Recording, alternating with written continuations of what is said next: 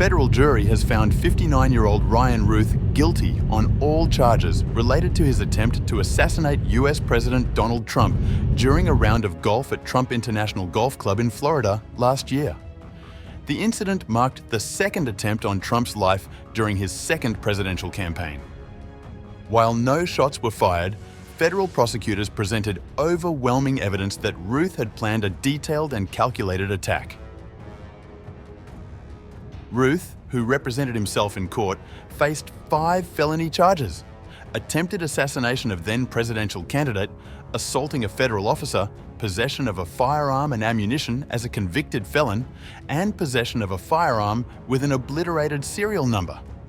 Jurors deliberated for less than 3 hours before returning a unanimous guilty verdict. Authorities say Routh had created what they described as a sniper's nest near the 6th green of the golf course. Though he never pulled the trigger, the FBI and prosecutors laid out a case showing intent, surveillance, and preparation consistent with an assassination attempt. Over nearly 2 weeks of testimony, US attorneys presented 38 witnesses and hundreds of exhibits.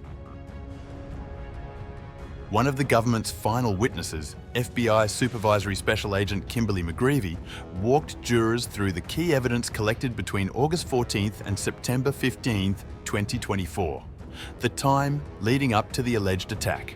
Cell phone records from several so-called burner phones allegedly tied to Routh showed communication patterns consistent with weapons purchases and reconnaissance. According to the FBI, Routh searched online for Trump's upcoming appearances, local traffic camera locations in Palm Beach, and even details on nearby hospitals and how to create a makeshift tourniquet. Investigators say he was physically in the vicinity of Trump's golf club for extended periods over several weeks, including one visit on September 2nd that lasted 16 hours, beginning at 4 a.m. Prosecutors also laid out Routh's alleged escape plan. Evidence included multiple license plates, 3 separate aliases, and Google searches for directions to Miami International Airport and flights to Mexico. One message to a contact in Mexico read, "I may see you Monday," the day after prosecutors say he planned to carry out the attack. US President Donald Trump has also issued a statement saying that justice has been served after his would-be assassin was found guilty. Justice that was given and the way it was handled by Pam Bondi and Todd Blanche and everybody that it's been, and their team of people.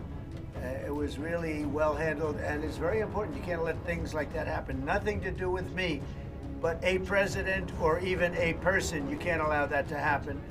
And so justice was served, and we'll see what happens. But I very much appreciate the judge and jury and everybody on that. It was so professionally handled, and it's a great honor. Great honor. In one of the most emotional moments of the trial, prosecutors revealed a series of farewell text messages sent by Routh to his children less than an hour before the alleged shooting was to occur.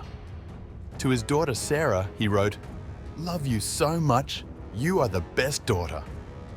To his son Adam, "You are so awesome, dude. Love you so much." And to his son Oren, "Love you so much, man. You are so brilliant." Oren responded, seemingly alarmed, asking, "What's up? Everything all right?"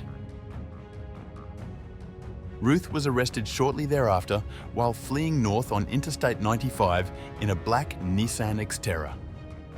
A key eyewitness, Tommy McGee, told jurors he had seen a frantic and disheveled man fleeing the scene. Sensing something was wrong, McGee followed the vehicle, took photos of the license plate, and alerted authorities. He later positively identified Routh during a police stop 45 minutes north of the golf course. In a moment of apparent recognition in the courtroom, Routh told McGee during cross-examination, "You're a good man. You're my hero. You're an American hero." With the guilty verdict now in, Routh faces sentencing in federal court, where he could spend the rest of his life in prison. The case marks a sobering moment in the 2024-2025 election cycle, highlighting the growing threats facing high-profile political figures and raising renewed concerns about political violence in the United States.